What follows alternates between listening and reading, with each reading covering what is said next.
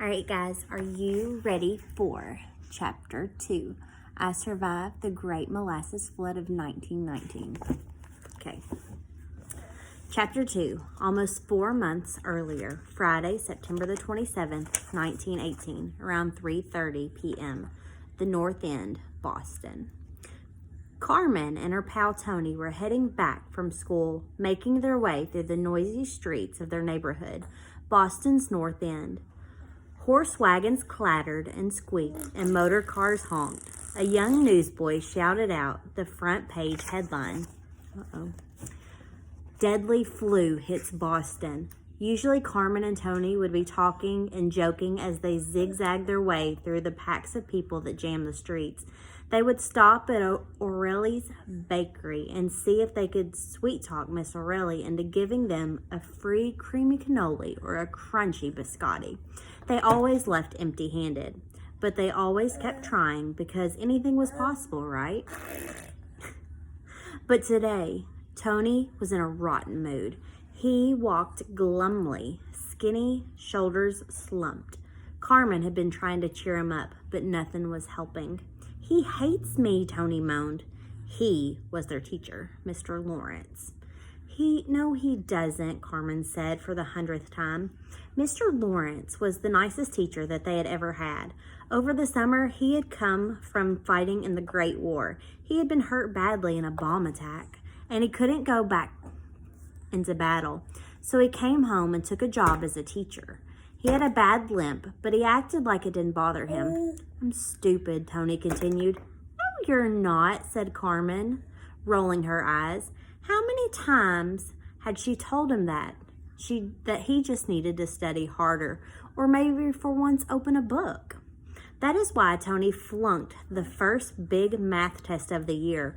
Carmen knew it wasn't the F that upset him. He had plenty of those over the years. It was Mr. Lawrence's idea to keep Tony in at recess so they could play math games together. Carmen knew that Mr. Lawrence was just trying to help Tony. Tony thought Mr. Lawrence was trying to torture him.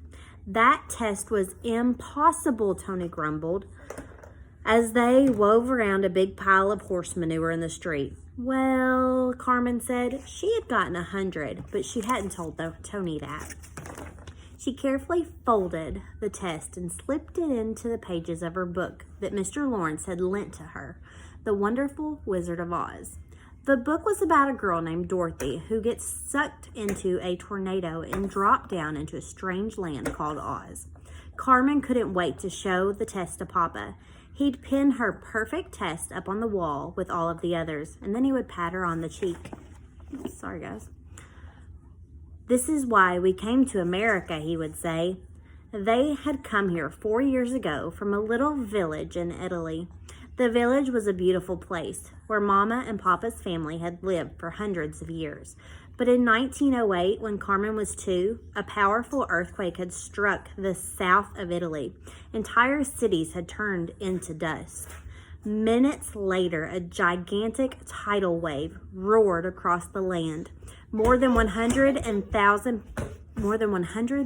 people were killed, including Mama, who was swept away. Hey, Allie. When the sea rose up, step back, please. Carmen had the only memory of that terrible day, dim and hazy like a dream. She was clinging to Papa's back as the sea churned all around them. "Hold on," Papa cried. "Hold on." Papa's voice had risen over the roaring waves, above the screams of all the people that were around them.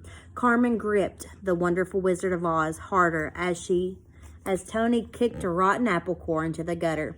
Papa never talked about the earthquake, but growing up in Italy, Carmen had heard the stories from her grandmother, Nonna, and reminders of the disaster were everywhere in their village.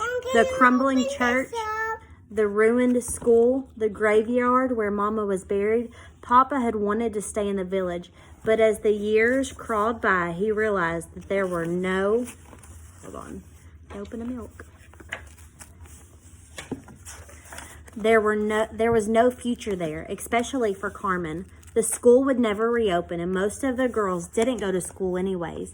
It was harder and harder for Papa to earn money as a farmer, and that's why when Carmen turned 8, she and Papa got onto the big ship and came here to America. They had begged Nana to come with them, but she had refused. Someone needs to stay and watch over this place, Teresa, she told Carmen. That's what she called Carmen, her treasure. Carmen hated leaving Nana, but she always had been curious about the magical land across the ocean, La America. Carmen had imagined golden streets, skyscrapers topped with rubies, and wide open spaces where she and Papa would build their new life. Life would be so much easier in La America, she was sure. We're going to stop there because it's getting a little crazy here. Bye, guys.